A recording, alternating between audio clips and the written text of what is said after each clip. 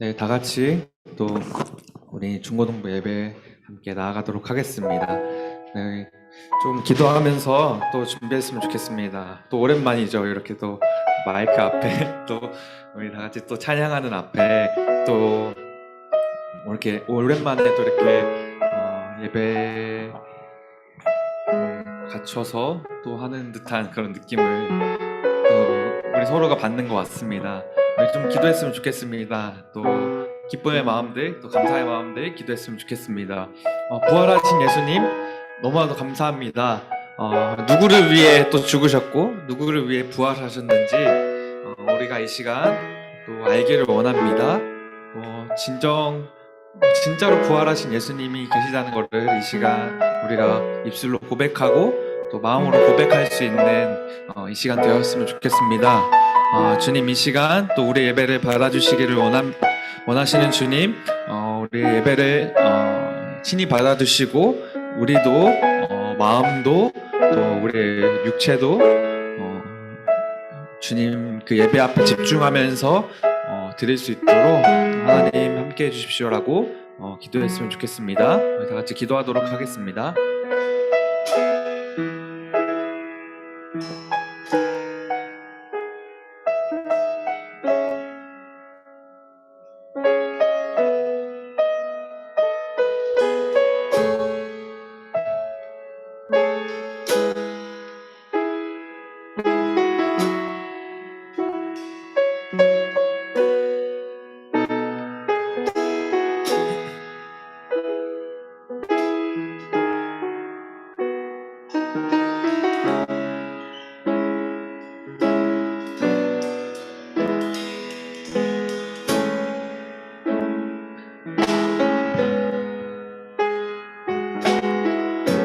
나는 예배자입니다. 우리 다 같이 좀 찬양했으면 좋겠습니다.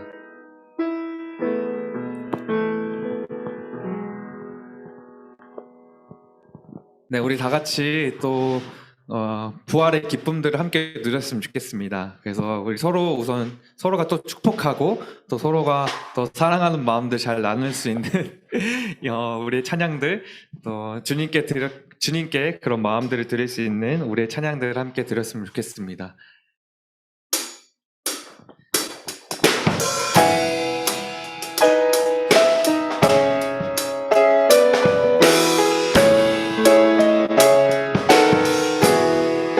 하나님의 사랑이 당신의 삶 가운데 가득하기를 축복합니다. 하나님의 은혜가 우리 가운데 가득하길 기도합니다. 우리 옆 사람한테 또 축복할까요? 하나님의 사랑이 당신의 삶 가운데 가득하기를 축복합니다. 하나님의 은혜가 우리 가운데 가득하길 기도합니다. 우리 이번에는 좀 더 일어나서 한 명 한 명씩 또 축복했으면 좋겠어요. 그래서 부활의 축복을 함께 나눴으면 좋겠습니다. 가득하기를 축복합니다.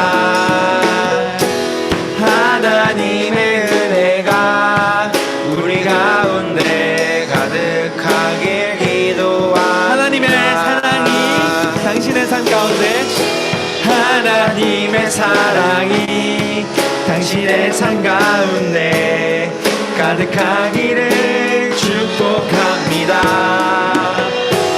하나님의 은혜가 우리 가운데 가득하길 기도합니다.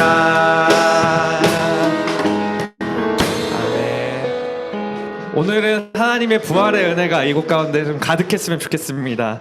네, 우리 다 같이 또 찬양했으면 좋겠습니다.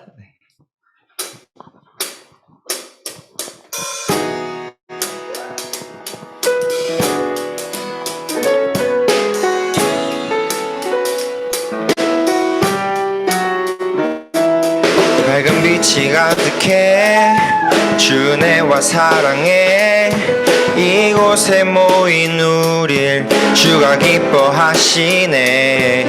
주를 향한 사랑과 우리 모든 찬양을 주가 받아주시네. 기뻐해. 밝은 빛이 가득해. 주 은혜와 사랑해. 이곳에 모인 우릴 주가 기뻐하시네. 주를 향한 사랑과 우리 모든 찬양을 주가 받아주시네. 기뻐해. 찬양해. 주가 함께 하시네. 우리 사랑하시네. 우리 마음을 열려 놀라우신 주 사랑 찬양해. 그가 베푸신 사랑 우리 삶에 가득해. 우린 기뻐 노래해.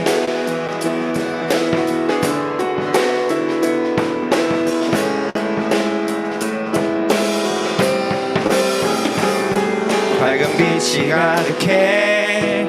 주 은혜와 사랑해. 이곳에 모인 우릴 주가 기뻐하시네.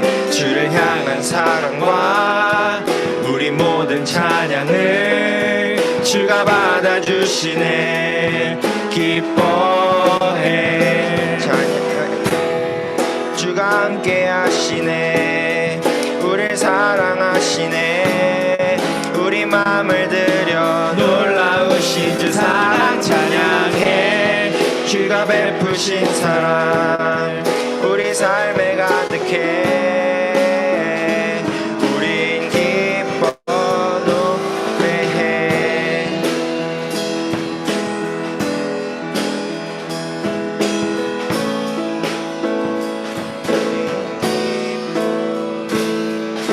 내 마음을 가득 채운 주 향한 찬양과 사랑 어떻게 표현할 수 있나.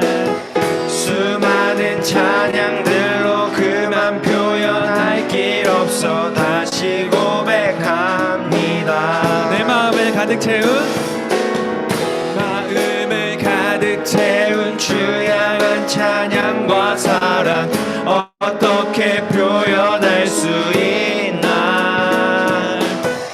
수많은 찬양들로 그만 표현할 길 없어 다시 고백합니다. 주 사랑해요. 온 맘 다하여 말로 다 할 수 없어. 주 사랑해요. 찬양 받아주소서. 수많은 멜로디와 찬양들을 드렸지만 다시 고백하기 원하네. 주님은 나의 사랑 삶의 중심 되시오니 주를 찬양합니다. 주 사랑해요. 온 맘 다하여 말로 다 할 수 없어. 주 사랑해요. 찬양 받아주소서. 주 사랑해요. 주 사랑해요. 온 맘 다하여 말로 다 할 수 없어. 주 사랑해요. 찬양 받아주소서. 주님 사랑 다시 고백하는 새날 주심 감사해요.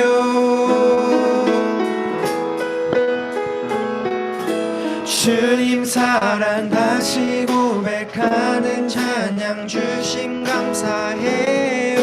네, 좀 더 작은 목소리로 찬양했으면 좋겠습니다. 주님 사랑 다시 고백하는 새날 감사해요. 주님 사랑 다시 고백하는 찬양 주신 감사해요. 주님 사랑 다시 고백하는 찬양 주신 감사해요. 주님 사랑 다시 고백. 주님 사랑 다시 고백하는 새날 주신 감사해요. 주님 사랑 다시 찬양하게 하심을 감사합니다. 주님 사랑 다시 고백하는 찬양 주신 감사해요. 주 사랑해요. 온맘 다하여 말로 다 할 수 없어. 주 사랑해요. 찬양 받아 주소서. 찬양 받아 주소서. 찬양 받아 주소서. 찬양 받아 주소서. 찬양 받아 주소서.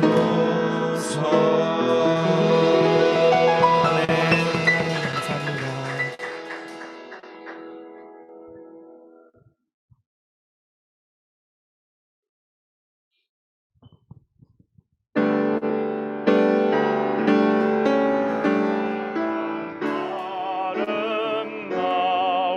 아름다워라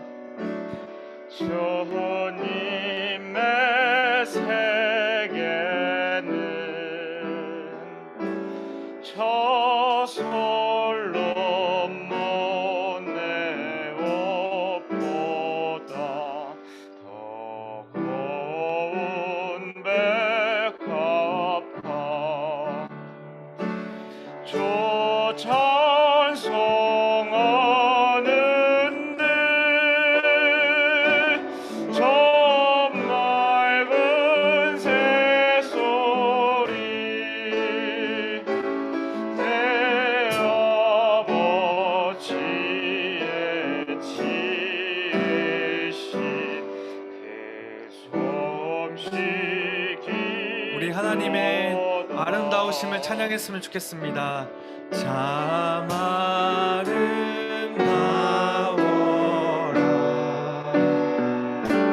주님의 세계는 저 솔로몬의 옷보다 더 고운 백합화 주 찬송하는데 저 맑은 새소리 내 아버지의 지으신 그 솜씨 깊도다. 참 아름다워라 참 아름다워라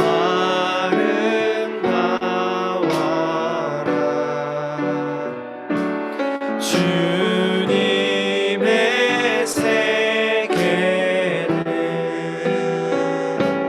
저 아침에와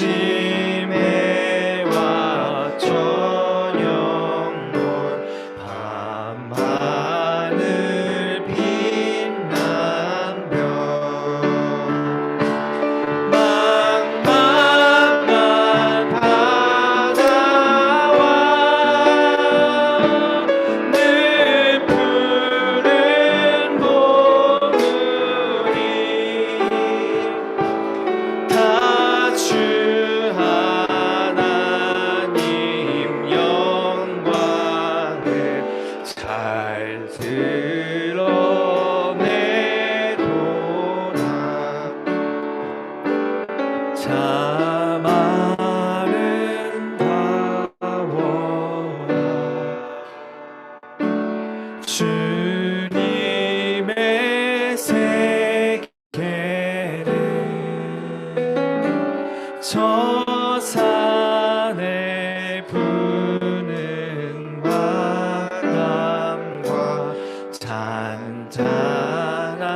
하나신의 문 그 소리 가운데 춤성 들리니 주 하나님의 큰 뜻을 날 뜻하도다. 우리 눈을 감고 또 우리 1절을 그냥 우리 목소리로 좀 찬양했으면 좋겠습니다. 가사는 제가 불러드릴게요. 우리 다 같이 1절 찬양했으면 좋겠습니다. 참 아름다워라 주님의 세계는, 아름다워라 주님의 세계는, 주님의 저 솔로몬의 옷보다 더 고운 백합화, 저 솔로몬의 옷보다 더 고운 백합화. 주 찬송하는 듯, 주 찬송하는 저 맑은 새소리, 저 맑은 새, 내 아버지의 지으신 내 아버지의 그 솜씨 깊도다, 그 솜씨 깊도다. 아멘. 우리가 더 계속 이 시간 주님의 그 아름다우심을 우리가 노래하고 찬양했으면 좋겠습니다. 그렇게 우리가 우리의 마음을 다하여서 또 주님께 나아가길 원합니다. 하나님께서 날마다 우리를 찾으시고 또 우리의 사랑을 받기를 원하시는 분이십니다. 우리가 그 하나님께 온전히 그대로 나아갔으면 좋겠습니다. 우리가 그 하나님께 온전한 찬양을 드렸으면 좋겠습니다. 하나님께서 세상을 또 사랑으로 창조하셨고 또 우리를 그분의 풍성하심으로 날마다 초대하고 계십니다. 그러나 우리는 또 하나님의 사랑에 초대함에도 불구하고 또 하나님께 나아가지 못합니다. 누가복음 15장에는 그 아버지와 두 아들의 이야기가 나옵니다. 여러분 잘 아시는 또 그 탕자 이야기겠죠. 두 아들의 모습은 때론 우리의 모습과도 많이 닮은 것 같습니다. 하나님 안에 거하는 것이, 하나님 안에 있는 것이 좋은 것은 알지만 때론 세상 속에 나아가고 싶어서, 세상 것에 살고 싶어서 또 찾으려고 애쓰려고 하나님을 떠나기도 합니다. 또한 하나님께 진정으로 붙어 있지만 하나님의 사랑을 모른 채 또 그렇게 살아가곤 합니다. 하나님께서 또 아버지가 진정으로 바라는 것은 아들과 함께 먹고 마시며 사랑을 나누는 것입니다. 아버지는 언제나 준비가 돼 있습니다. 우리를 맞이할 준비가 되어 있으십니다. 단지 아들이 돌아가기만 하면 되는 것입니다. 우리가 돌아갔으면 좋겠습니다. 또 우리가 그 사랑으로 나아갔으면 좋겠습니다. 우리가 그 사랑 노래하고 그 사랑 찬양하고 그 하나님의 아름다우심을 직접 경험했으면 좋겠습니다. 우리가 찬양함으로 그 아름다운 하나님을 그 노래하고 찬양했으면 좋겠습니다.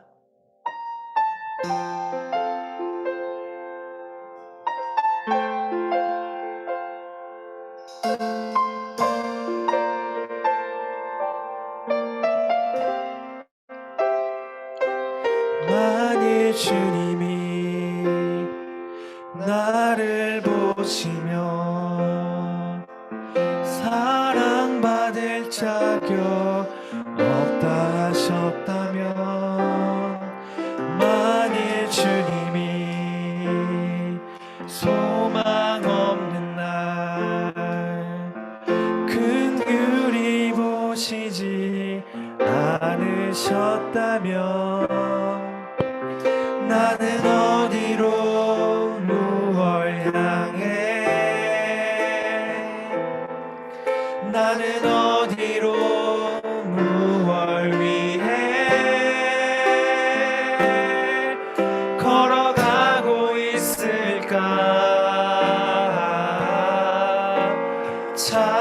아름다운 주님의 사랑, 그 사랑 때문에 나 여기 서 있네. 참 아름다운 주님의 사랑, 그 사랑만으로 나 살아가겠네.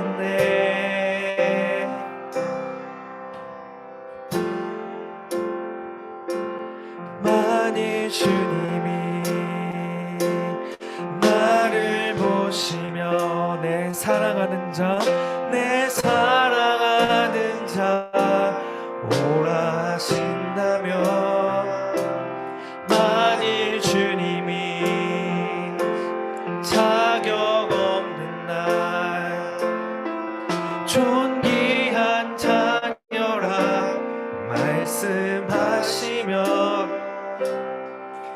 나는 달려가 주님 품에 나를 부르신 주의 집에 영원히 거하리.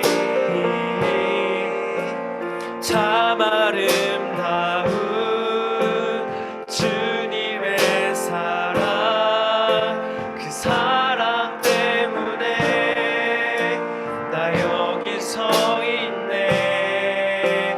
참 아름다운 주님의 사랑, 그 사랑만으로 나 살아가겠. 참 아름다운, 참 아름다운 주님의 사랑, 그 사랑 때문에 나 여기 서 있네. 참 아름다운 주님의 사랑, 그 사랑만으로 나 살아가겠네. 우리 2절 한 번 더 찬양해 봤으면 좋겠습니다. 만일 주님이 나를 보시며 내 사랑하는 자, 내 사랑하는 오라 하신다면, 오라 하신다면, 만일 주님이 자격 없는 날, 자격 없는 날 존귀한 자녀라, 존귀한 자녀라 말씀하시면 나는 달려가 주님 품에 나를 부르신 주의 집에 영원히 거하리. 참 아름다운 주님의 사랑, 그 사랑 때문에 나 여기 서 있네. 참 아름다운 주님의 사랑, 그 사랑만으로 나 살아가겠네.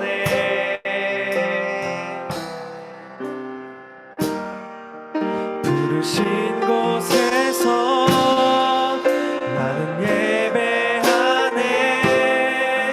어떤 상황에도 나는 예배하네.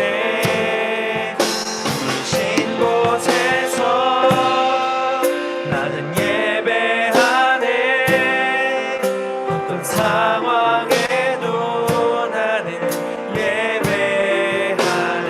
내가 걸어갈 때 길이 되고, 내가 걸어갈 때 길이 되고, 살아갈 때 삶이 되는 그곳에서 예배하네. 내가 걸어갈 때 길이 되고, 살아갈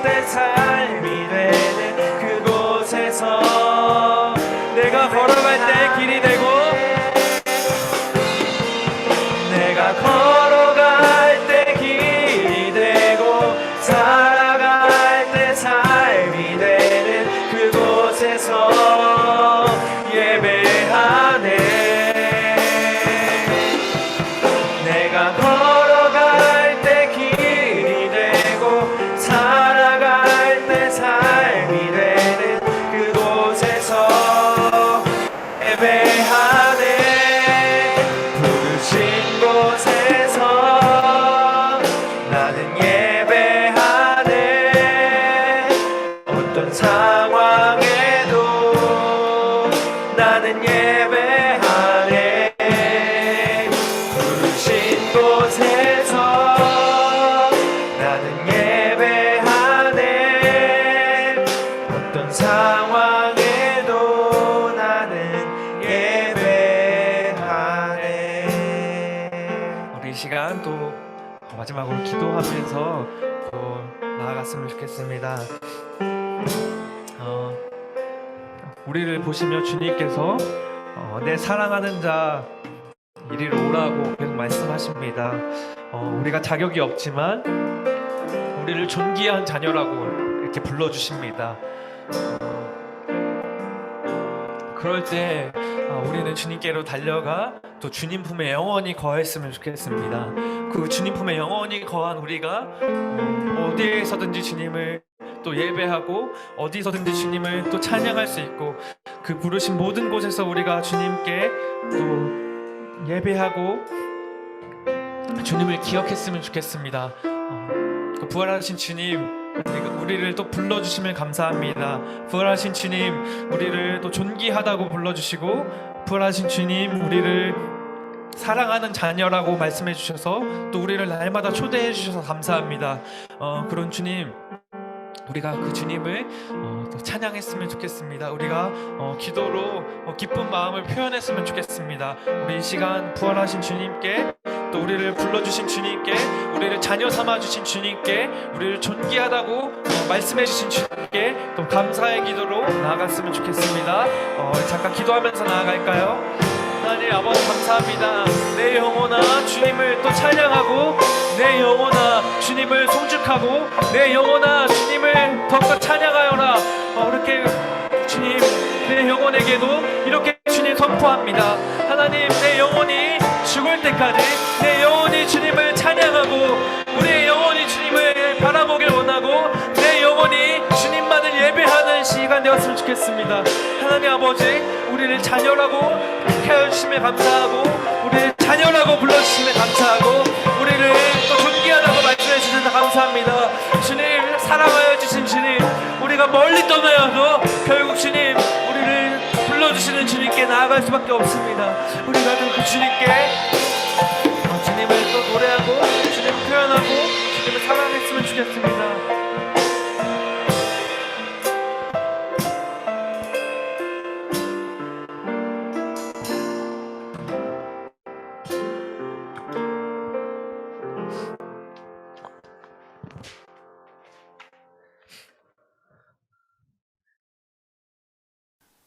죽음으로부터 다시 살아난 예수 그리스도. 예수 그리스도의 부활은 인류 구원에 대한 약속의 실현이자 최후 승리의 상징입니다. 그런데 만약 부활이 없다면 기독교인들은 헛된 것을 믿는 것이며 주일마다 드려지는 예배도 그저 시간 낭비일 뿐이죠. 그러나 그의 부활이 확실하다면 그는 분명 하나님이시고 그가 말해왔던 것들과 앞으로의 일들 모두 사실일 것입니다. 부활에 대한 기록이 명백한 사실을 바탕으로 기록된 것인지 그 증거들을 알아봤습니다. 호기 탐탐. 예수 그리스도의 부활을 증명하는 자료는 현재 차고도 넘칩니다. 역사가 게리 하버마스는 1975년부터 수집한 자료가 2200여 가지가 넘는다고까지 하죠. 회의적인 입장을 가지고 있는 학자들도 결국은 인정할 수밖에 없는 증거들까지 여기에 포함되어 있습니다. 우선 신약 성경은 사복음서를 통해 예수 그리스도의 부활을 전합니다. 이 복음서들은 대부분 서기 100년 이전의 기록물들입니다. 2000년 전의 특정 인물의 생애를 그의 사후 60년 안에 기록한다는 것은 다른 고대 문헌들과 비교해봤을 때 굉장히 빠른 기간 안에 기록된 따끈따끈한 기록물이었으며 그 기록이 변하지 않고 지금 이 시대까지 이어져 왔다는 사실, 그만큼 전설이나 신화가 될 시간적인 여유가 없었다는 것이죠. 그렇다면 성경에 예수 그리스도의 부활은 어떻게 표현되어져 있을까요? 예수 그리스도가 죽음을 맞이하고 다시 살아날 것이란 예언은 구약 시대부터 기록되어 있었습니다.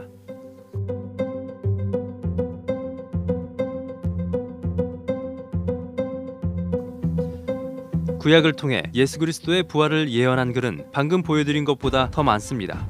부활한 예수 그리스도 역시 구약 시대의 기록을 인용해 믿지 못하던 제자들에게 이렇게 설명까지 해줍니다. 곧 모세의 율법과 선지자의 글과 시편의 날을 가리켜 기록된 모든 것이 이루어져야 하리라. 한 말이 이것이라. 친절하게 설명까지 곁들이자 제자들의 행동은 변하기 시작합니다.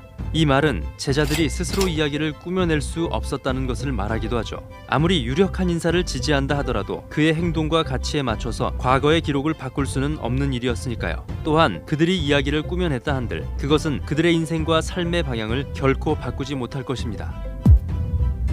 사도들이 예수님을 만난 시점은 각각 다르나 삶의 동기와 행동이 모두 변화된 것은 동일했습니다. 두려워 거짓말을 하며 각자의 길로 갔던 그들이 부활의 증인이 되어 담대하게 이 사실을 전하는 데 평생을 바치죠.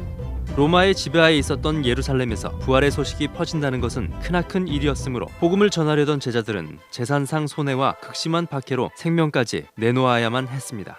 그러나 그들은 그 어려운 일을 계속 해냈다는 거죠. 그리고 제자들을 통해 예수 그리스도를 믿는 사람들이 계속해서 생겨나고 결국 교회가 탄생합니다. 만약 예수 그리스도가 십자가에서 잠깐 기절했다가 어디선가 겨우 연명하고 있었다면 제자들은 어땠을까요? 분명 리더의 나약한 모습에 희망을 잃었을 것이고 부활했다는 거짓말을 위해 평생을 바치지도 않았을 것입니다. 실제로 제자들의 삶의 최후는 모두 하나같이 예수 그리스도의 죽음과 부활의 복음을 선포했다는 이유로 죽임을 당했습니다. 그들은 부활을 목격하고 완전히 변했으며 그들의 믿음을 위해 죽을 각오가 되어 있었다는 거죠. 특히 예수님의 동생이었던 야고보와 예수님의 제자들을 박해했던 바울이 예수 그리스도를 만난 후 삶이 변화된 이야기는 더 큰 설득력을 가집니다. 예수 그리스도가 부활했다는 것을 최초로 목격한 사람 중에는 여성이 있었습니다. 이 여자들은 막달라 마리아와 요한나와 야고보의 모친 마리아라. 그런데 당시 남성 중심적인 유대교 사회에서는 여성의 증언이 공식적인 증거로 채택되지 않았으며 신뢰를 얻지도 못했습니다. 만약 부활의 이야기가 꾸며진 이야기라면 신빙성을 높이기 위해 보다 저명한 사람의 증언을 채택했을 것입니다. 그러나 결코 유리하지 않음에도 불구하고 여성을 최초의 목격자로 제시한 것은 그만큼 자신 있는 사실이기 때문에 사회적 신분고하를 막론하고 유력한 증언으로 활용한 것이죠. 계산적인 태도를 배제하고 오히려 실제로 목격한 사실을 있는 그대로 진지하게 기술한 점이 부활에 대한 증언의 신빙성을 높이고 있습니다. 빈 무덤을 보고 이 사실을 덮기 위해 만들어졌던 허구의 이야기들도 있습니다.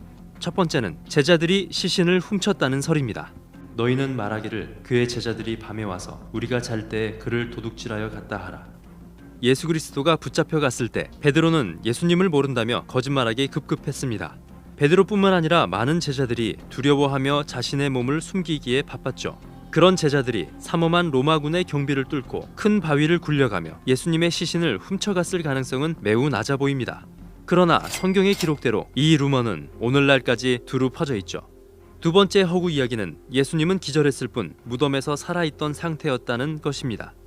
일단 십자가상에서 간신히 목숨이 붙어 있었다는 것은 불가능한 일이었습니다. 매장되었다가 의식을 되찾아서 무덤을 떠났을 것이란 주장 또한 불가능한 이야기였죠. 극심한 고통을 당한 사람이 겨우겨우 의식을 찾아 겹겹이 자신의 몸을 싸고 있던 세마포를 벗겨내고 로마의 봉인을 없애고 큰 바위를 굴려내고 경계 근무 중이던 로마 병사들을 제압하고 어디로 흩어졌을지 모를 제자들을 찾아 나선다는 것은 도저히 말이 안 되는 것이었죠. 비틀거리는 몸으로 이 일을 다 해냈다고 하더라도 그 몸이 어떻게 온전하겠으며 제자들이 그 몸을 보고 과연 큰 힘을 얻고 삶의 동기가 바뀔 수 있었을까요? 또한 예수 그리스도가 완전히 죽음을 맞이했다는 것은 빌라도 총독도 확인한 사실이었습니다. 백부장을 불러 죽은 지가 오래냐 묻고 백부장에게 알아본 후에 요셉에게 시체를 내주는지라. 그뿐만이 아닙니다. 만약 예수 그리스도가 부활하지 못하고 그 시신이 아직까지도 아리마대 요셉의 새 무덤에 있었다면 로마와 유대 당국에서 가만히 있지 않았을 것입니다. 그 시신을 꺼내 부활이 불가능했음을 입증하고 세계적으로 퍼져가는 복음이라는 것이 틀렸음을 단번에 입증했을 것입니다. 그것이 정치 세력을 유지하고 많은 사람들의 저항을 제압하는 데 아주 간단하며 강력한 방법이기 때문이죠. 그런데 그 방법을 사용하지 않았다는 것은 유력한 증거물인 예수 그리스도의 시신이 그들의 손에 없었기 때문입니다. 죽음은 누구도 피할 수 없는 죄의 결과입니다. 그러나 예수 그리스도는 죽음에서 부활했고 그것을 본 제자들은 담대하게 예수 그리스도의 복음을 이 땅에 전파했습니다. 그 이야기가 이제 우리 앞에 놓여 있습니다. 그분의 죽음과 부활의 이야기가 당신에게는 어떤 의미가 있을까요? 그가 왜 십자가에 달려야 했고 왜 부활하셨는지, 그리고 왜 많은 사람들이 그분으로 인해 전혀 다른 삶을 살게 되는지 꼭 생각해 보시기 바랍니다.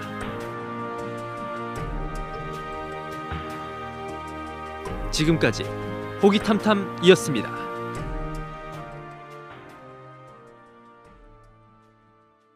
네, 오늘 영상을 통해서 부활이 그냥 성경에만 쓰여 있는 어떤 전설과 신화 같은 이야기가 아니라 정말 역사적인 사실이었음을 우리가 국사 공부하고 한국사를 공부하듯이 세계사 가운데 정말로 일어났던 사실이었음을 영상을 통해 한번 볼 수가 있었습니다. 오늘 함께 보았던 요한복음 20장 말씀 한번 펼쳐보실까요? 요한복음 20장 11절에서 16절에는 이 부활을 확신하지 못한 여인이 등장합니다. 바로 마리아입니다. 이 마리아는요, 부활을 확신하지 못했어요. 그래서 예수님의 부활을 생각하지 못한 채 예수님을 뵈려고 무덤에 가게 됩니다. 예수님이 죽으신 몸으로 누워 계실 것을 생각하며 그녀는 그렇게 무덤에 찾아갔는데요. 무덤이 비어 있었죠. 그랬을 때 마리아가 단번에 부활을 확신하고 있었더라면 아마 예수님 정말 부활하셨나 봐. 그렇게 얘기하신 대로 그렇게 되었나 봐 라고 외쳤을 텐데 마리아는 아직 그 마음속에 부활한 확신이 없었던 것 같습니다. 그 결과 그녀는 빈 무덤 앞에서 통곡을 하게 돼요. 오늘 말씀을 보니까 막 울고 있어요. 어떻게 하냐. 예수님의 시신이 없다. 예수님 분명히 죽으셨는데 누가 예수님의 시신을 훔쳐간 것이 아닌가. 어쩌지 하면서 마리아가 굉장히 근심하고 눈물 흘리며 걱정하는 모습이 비추어집니다. 천사가 나타나서 왜 그러냐고 묻는데도 알아보지 못하고 그냥 예수님이 없어져서 내가 지금 걱정하고 있고 당황스럽다, 이거 어떻게 해야 되냐 하는 얘기들이 나오는 채 동산을 지키는 동산지기인 줄 알고 혹시 당신이 예수님을 시신을 옮겼다면 이것 좀 어떻게 해보세요. 내가 거기 어디에 있는지 알려주시면 제가 예수님을 다시 제자리에 놓을 거예요 라고 이야기하는 모습을 볼 수가 있습니다. 부활이라는 사실이 아무리 역사적인 사실이라고 하여도 그 안에 믿음이 있지 아니하면 정말 남들이 보자는 사실이라고 아무리 얘기를 해줘도 영상을 통해 부활이 있는 거구나 라는 사실을 팩트로 여러분에게 갖다 주어도 여러분의 내면에 느낌표, 부활, 정말 예수님이 부활하셨구나 라는 확신이 아니라 진짜 부활하셨나? 라는 물음표가 된다면 아마 여러분에게는 부활이 전혀 아무 의미가 없는 것일 겁니다. 마리아가 반응했던 것처럼 여러분의 삶에는 여전히 슬픔이 가득하고 좌절이 가득하고 눈물이 가득할 수밖에 없습니다. 부활을 확신하게 된 마리아의 결과는 우리 오늘 본문에서는 읽지 않았지만 예수님을 알아보고 나서 선생님 하고 외쳤어요. 그리고 나서 그녀는 너무 큰 기쁨에 둘러싸여서 제자들에게 뛰어갑니다. 숨을 쉴 새 없이 막 뛰어가서 제자들에게 예수님이 살아나신 것을 내가 보았노라고 부활의 증인으로서 감격에 겨운 삶을 살게 되죠. 죽음을 이기신 예수님이 이제 다시 살아나셨으니 우리의 아픔과 슬픔 이제 다 사라지고 예수님이 말씀하셨던 것처럼 그 하나님의 나라가 곧 오겠구나라는 환희 가운데 마리아는 제자들에게 그리고 많은 이들에게 예수님의 살아계심을 증거하게 됩니다. 부활을 물음표 믿지 못하던 상황일 때 마리아는 좌절, 슬픔, 아픔, 걱정 이런 것들이었는데 부활을 확신하고 나자 그의 삶은 환희와 기쁨과 감격, 승리의 삶으로 변화된 것을 볼 수가 있습니다. 우리에게도 내내 이 부활이 물음표인가, 느낌표인가 한번 점검해 보셨으면 좋겠습니다. 그런데 우리가 전 세계의 기독교인들이 매년마다 부활절을 지키잖아요. 부활을 믿는 건 알겠는데 부활이 도대체 무슨 의미가 있기를 하는 것일까? 심지어는 매 주일은 거예요. 예수님의 부활을 기념하는 주일에 우리가 예배를 드리는 것도 이 부활을 기억하기 위해서거든요. 그러니까 초대교회에서는 1년에 한 번 부활절뿐만 아니라 매 주일마다 예배 드릴 때 부활하신 예수님을 기억했습니다. 부활이 도대체 무슨 의미가 있길래 이렇게 많은 사람들이 주기적으로 이 날을 기념하며 기억하려고 하는 것일까? 우리가 세 가지를 기억했으면 좋겠어요. 오늘 세 가지만 하고 말씀 마칠 건데 첫 번째, 부활은 하나님의 언약의 성취입니다. 하나님의 언약이 성취되었다라는 증거인 것이죠. 예수님이 부활하심으로 인해서 아까 영상에서 막 구약 말씀 구절 막 올라가는 거 보셨죠? 오랜 시간에 걸쳐서 예수님이 오실 거라는 것들이 다 이루어지고 그 말씀의 예언대로 예수님이 순환 당하시고 죽으시고 부활하신 것, 이 것들을 통하여서 하나님은 언약을 반드시 지키는 분이시구나라는 사실을 우리가 확인할 수가 있습니다. 그런데 그 언약이 아직 끝이 나지 않았어요. 끝이 나기도 했지만 끝이 나지도 않았어요. 왜냐하면 예수님이 다시 오신다고도 하셨잖아요. 예수님이 다시 오시면 우리가 부활을 하게 된다고 하셨거든요. 그래서 이 예수님의 부활은 우리로 하여금 하나님의 언약은 반드시 이루어지는구나. 그런데 그 언약이 무엇 때문에 세워진 것일까요? 바로 하나님이 우리를 사랑하기 때문에 생긴 언약입니다. 하나님은 굳이 약속을 하지 않으셔도 되는 분이었는데, 손해볼 거 없는 분이었는데, 우리를 사랑하셔서 우리가 죄로 인하여서 하나님과 멀어지는 것을 아파하셨기에 우리와 함께하고자 하시는 하나님은 우리를 사랑하셔서 약속을 하셨고 그 약속을 반드시 이루어 가고 계신다는 사실이죠. 우리가 부활절을 맞이하면서 이 사실을 기억해야 합니다. 첫 번째가 뭐라고요? 하나님의 언약은 성취된다. 그리고 그 언약은 사랑으로부터 시작된 것이다. 자, 두 번째, 부활은 왜 이렇게 지키는 것일까? 부활의 의미가 무엇일까? 부활은 십자가의 승리입니다. 죽음을 이긴 승리입니다. 많은 사람들이 많은 것들을 지금 이렇게 발전하고 과학이 발전하고 있지만 아직도 이 죽음의 영역은 인간이 해결할 수 없는 영역에 놓여 있잖아요. 죽음은 어떤 상징이라고 할 수가 있습니다. 불가능한 것을 가능케 하시는 것, 절망을 희망으로 바꾸시는 것, 패배를 승리로 바꾸시는 것이요. 죽음을 이기신 예수님, 부활하신 예수님을 통해서 우리는 참 하나님만이 유일한 완전한 승리자가 되시는구나. 내 인생에 아픔과 슬픔과 낭망할 일들이 있다 하여도 하나님과 함께 한다면 그 승리가 나에게도 이미 있음을 우리가 신뢰할 수가 있습니다. 그래서 부활을 우리가 기억하면서 기억해야 될 것은 하나님은 예수님을 통해 우리에게 보여주셨다. 죽음을 이기시고 승리한 분이심을 보여주셨다라는 사실입니다. 그 승리가 하나님의 자녀된 우리에게도 있음을 부활절을 맞이하며 우리가 항상 기억해야겠습니다. 첫 번째 벌써 까먹으신 거 아니죠? 첫 번째 뭐였죠? 하나님의 언약은 반드시 성취된다. 그리고 그 언약은 하나님이 우리를 사랑하셔서 하신 약속이다. 두 번째는 뭐였죠? 부활은 십자가의 승리를 나타낸다. 참된 승리는 하나님으로부터 오는 것이구나. 하나님의 자녀된 나 역시 이 부활을 보면서 반드시 나의 삶이 승리될 것이라는 것을 의심치 않아야겠다. 이렇게 생각하면 좋겠죠.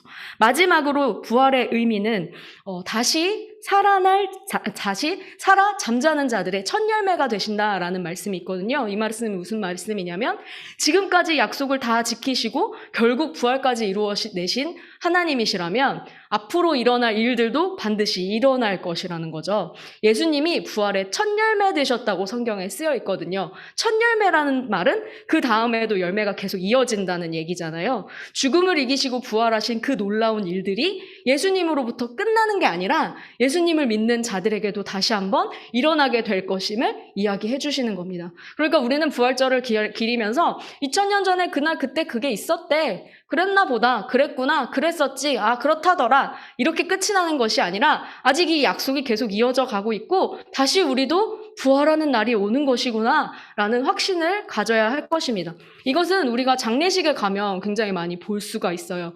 믿지 않는 자들의 장례식에는 오열, 아픔, 슬픔, 절망, 아이고, 좌절, 이제 다시는 보지 못한다는 그 단절의 아픔들이 절절히 느껴지는데요. 기독교인들의 장례식에는 물론 눈물과 슬픔도 있지만 우리 다시 곧 만날 것이라는 소망 가운데 그 장례식이 치러지게 됩니다. 이것이 부활에 대한 우리의 믿음이에요. 부활을 보면서 우리는 생각해야 합니다. 예수님이 다시 살아나셨던 것처럼 믿는 우리들도 다시 살아나는 그날이 온다. 나도 죽으면 끝이 나는 것이 아니라 죽음 이후에 다시 살아나서 생활하는 그 이후의 삶이 있다라는 것을 잊지 않아야겠습니다. 3가지였죠. 하나님의 언약은 성취되며 그 언약은 나를 사랑하기 때문에 있었다는 것. 그게 이제 부활을 겪을 때마다 우리가 기억해야 되는 것. 두 번째는 십자가의 승리. 하나님이 죽음도 이기시는 분이신 듯이 하나님의 자녀된 우리도 하나님과 함께 있으며 승리를 거머쥐는 삶을 살아야겠다. 3번째는 뭐였죠? 첫 열매, 부활의 첫 열매 되셨다.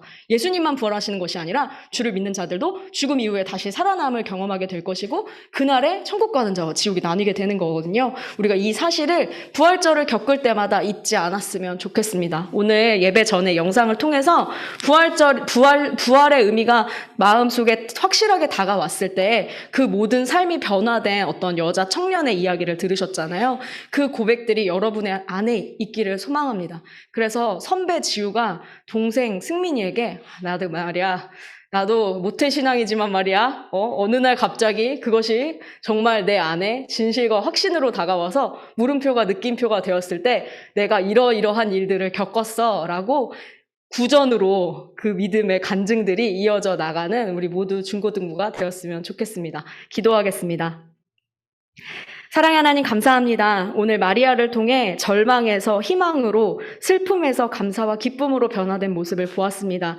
그녀의 마음속에 부활이라는 것이 불신으로 또 의심으로 있을 때에는 그녀의 삶이 슬픔과 절망일 뿐이었는데 그녀의 마음 가운데 예수님의 부활이 확신으로 가득 찼을 때 그녀의 삶은 항의에 가득 찰 수 있었고 주님을 전하는 삶으로 전환될 수 있었습니다.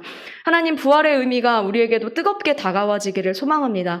내 안에 예수님에 대한 의심이 그 물음표가 느낌표가 되기를 소망합니다. 그 부활하신 예수님으로 인하여 하나님의 나를 향한 놀라운 약속과 성취들, 그 사랑들을 기억하게 하여 주시고 예수님의 부활로 인하여 좌절하지 않고 승리하는 예수님을 따라가는 우리의 삶이 될 수 있도록 붙잡아 주시옵소서.